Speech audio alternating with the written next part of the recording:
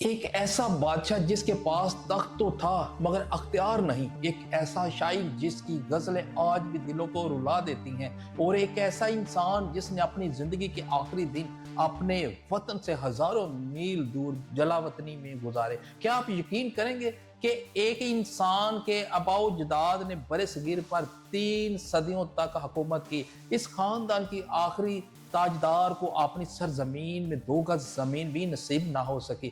1857 عیسوی کی جنگ آزادی، توپوں کی گن گرج، دلی کی گلیوں میں بہتا خون، انگریزوں کے بے رحم کارروائیاں اور لال قلعے کے سنسان ہوتے دربار، یہ صرف تاریخ کا ایک باب نہیں بلکہ ایک ایسی داستان ہے جس نے پورے برصغیر کی تقدیر بدل دی۔ بسم اللہ الرحمن الرحیم۔ السلام علیکم۔ دعا ہے کہ اللہ تعالیٰ آپ کو اور آپ کے اہل خانہ کو اپنے حفظ و ایمان میں رکھے، سلامت رہیں اور کامیابیاں آپ کا مقدر بنے۔ میں ہوں جمیل حیدر اور آپ دیکھ رہے ہیں ایچ ٹی ہسٹری۔ آج ہم تاریخ کے اس کردار کی کہانی سنیں گے جسے دنیا بہادر شاہ ظفر کے نام سے جانتی ہے، ایک ایسا بادشاہ جو طاقت سے زیادہ اپنی شاعری، صبر اور بے بسی کی علامت بن گیا۔ اس ڈاکومنٹری میں ہم جانیں گے کہ بہادر شاہ ظفر کون تھے، مغل سلطنت اس وقت کس حال میں تھی، 1857 عیسوی کی جنگ میں ان کا کردار کیا تھا، انگریزوں نے ان کے ساتھ کیا سلوک کیا، اور آخر کیوں ان کا نام آج بھی تاریخ کے سب سے دردناک ابواب میں شمار کیا جاتا ہے۔ سن 1775 عیسوی میں دلی کے شاہی محل میں ایک بچے کی پیدائش ہوئی۔ کسی نے تصور بھی نہیں کیا تھا کہ یہی بچہ ایک دن مغل سلطنت کا آخری تاجدار بنے گا۔ اس کا نام رکھا گیا ابو ظفر سراج الدین محمد، مگر تاریخ نے اسے بہادر شاہ ظفر کے نام سے یاد رکھا۔ اس وقت مغل سلطنت اپنے زوال کے آخری مرحلے میں داخل ہو چکی تھی، وہ سلطنت جس کی بنیاد بابر نے رکھی تھی، جسے اکبر نے عروج دیا اور شاہ جہان نے شان و شوکت کی انتہا تک پہنچایا، اب سکڑ کا صرف دلی اور اس کے گردنواں تک محدود ہو چکی تھی۔ بہادر شاہ ظفر بچپن ہی سے تلوار سے زیادہ علم، ادب اور شاعری کی طرف مائل تھے۔ انہیں فارسی، اردو، عربی اور موسیقی سے خاص محبت تھی، لگاؤ تھا۔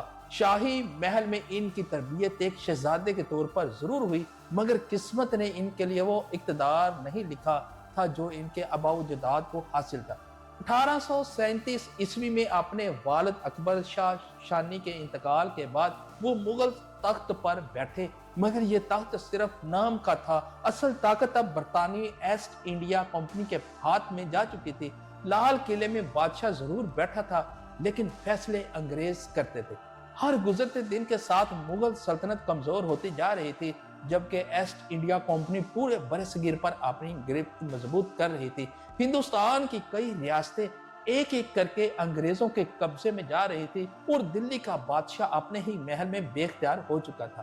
مگر پھر تاریخ نے ایک ایسا موڑ لیا جس نے سب کچھ بدل کر رکھ دیا۔ 1857 عیسوی میں وہ سال جب پورا ہندوستان آگ کی لپیٹ میں آ گیا، سپاہیوں نے بغاوت کر دی، عوام سڑکوں پر نکل آئے اور ہر طرف صرف ایک ہی آواز گونجنے لگی، انگریزوں کو ہندوستان سے نکالو۔ اسی لمحے لاکھوں لوگوں کی نظریں ایک کمزور مگر باوقار بزرگ بادشاہ کی طرف اٹھی۔ 11 مئی 1857 دلی کی فضا میں بارود کی بو پھیل چکی تھی، گھوڑوں کی ٹاپیں، توپوں کی گرج چمک، ہزاروں سپاہیوں کی للکار پورے شہر کو لرز اٹھا تھا۔ ہندوستان کی تاریخ ایسے موڑ پر پہنچ چکی تھی جہاں اس سے واپسی ممکن نہیں تھی۔ مراٹھوں سے بغاوت کرنے والے سپاہی دلی پہنچ چکے تھے، ان کے دلوں میں صرف ایک ہی خواہش تھی، انگریز حکومت کا خاتمہ، لیکن انہیں ایک ایسے رہنما کی ضرورت تھی جس کے نام پر پورا ہندوستان متحد ہو چکا تھا۔ تمام سپاہی سیدھے لال قلعے پہنچے۔ وہ ضعیف بہادر شاہ ظفر کے سامنے حاضر ہوئے اور کہا، حضور، آج پورا ہندوستان اپنے بادشاہ آپ کو مانتا ہے، ہماری قیادت قبول کیجئے، ہم انگریزوں کے خلاف آزادی جنگ لڑنا چاہتے ہیں۔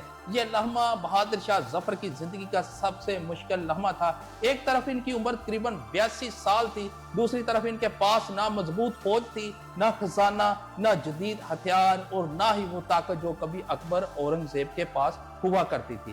وہ جانتے تھے کہ انگریز دنیا کی طاقتور فوجوں میں شمار ہوتے ہیں، لیکن دوسری طرف ہزاروں سپاہی ان کی طرف امید بھری نظروں سے دیکھ رہے تھے۔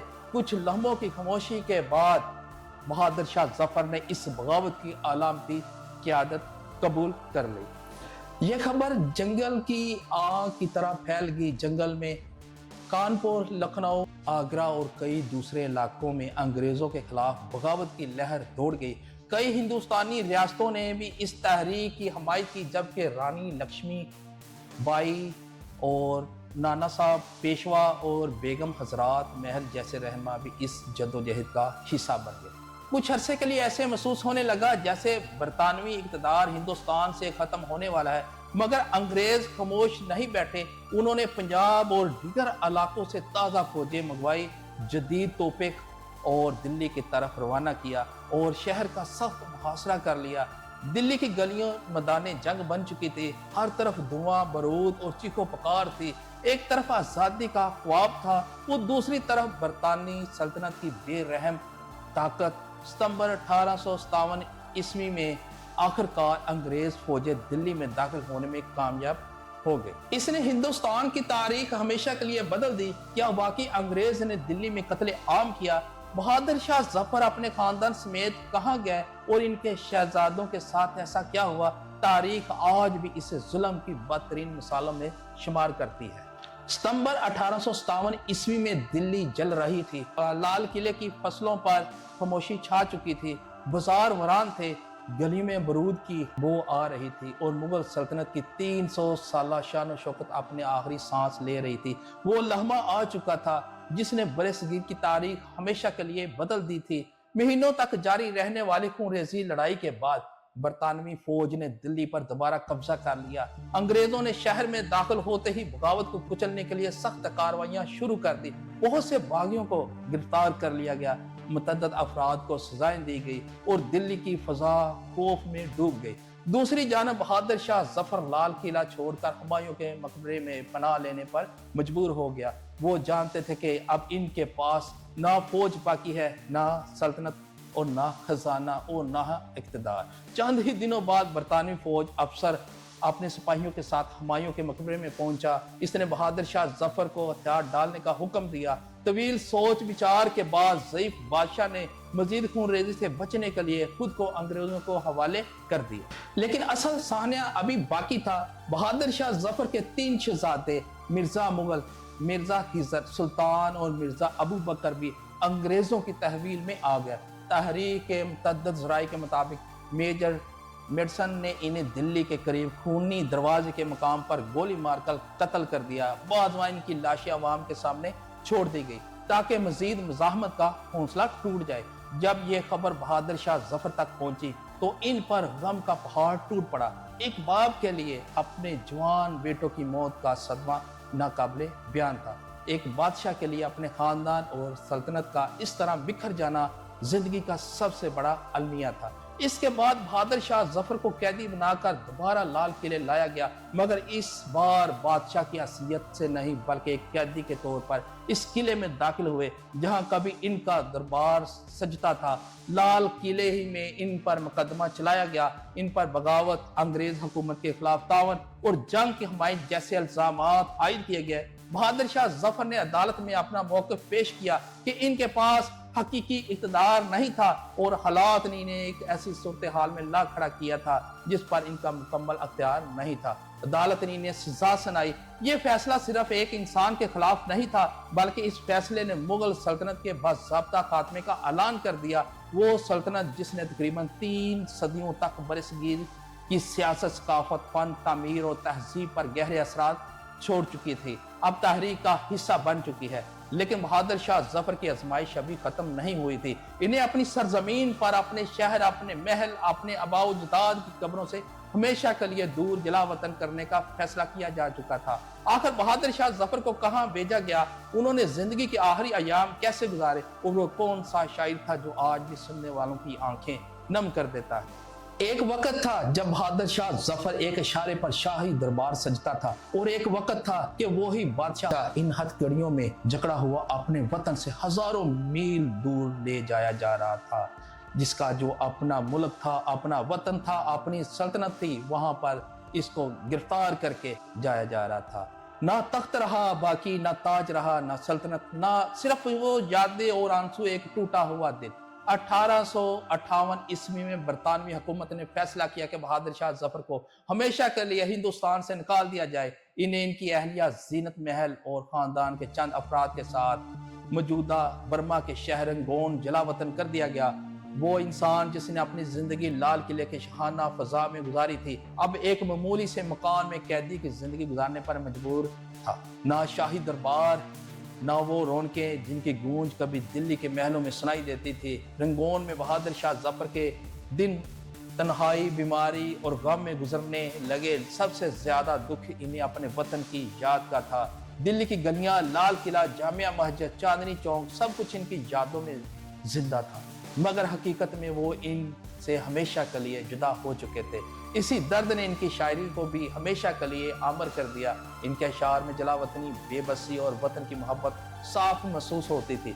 इनकी जिंदगी के आखिरी वर्ष खामोशी में गुजरे, यहाँ तक कि 7 नवंबर 1862 को रंगून में इनका इंतकाल हो गया। इन्हें वहीं दफन कर दिया गया। इस वक्त इनकी कब्र में एक सादा सी जगह थी जिस पर कोई शान और शौकत बिल्कुल नहीं थी, बिल्कुल सिंपल थी।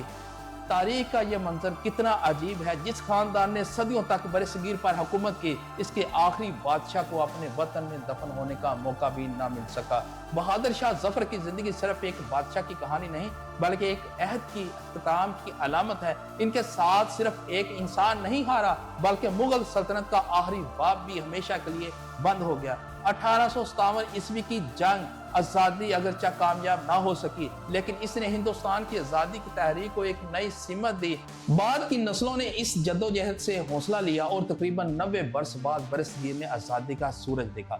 आज भी जब बहादुर शाह जफर का नाम लिया जाता है तो सिर्फ एक बादशाह नहीं याद आता, बल्कि एक इंसान याद आता है जिसने इक़्तिदार से ज्यादा अपने वतन की जुदाई का दुख सहा। तारीख हमें यह सिखाती है कि सल्तनतें हमेशा नहीं रहती, ताकत हमेशा कायम नहीं रहती, मगर इंसान के ईमाल, इसकी कुर्बानियों और इसकी दास्तानें सदियों तक जिंदा रहती हैं। अगर आपको बहादुर शाह जफर की ये दास्तान पसंद आई हो तो वीडियो को ज़रूर लाइक करें, अपने दोस्तों के साथ शेयर करें, और अगर आप तारीखी ऐसी ही जज्बाती और दिलचस्प डॉक्यूमेंट्री देखना चाहते हैं तो HT हिस्ट्री को सब्सक्राइब करना ना भूलें।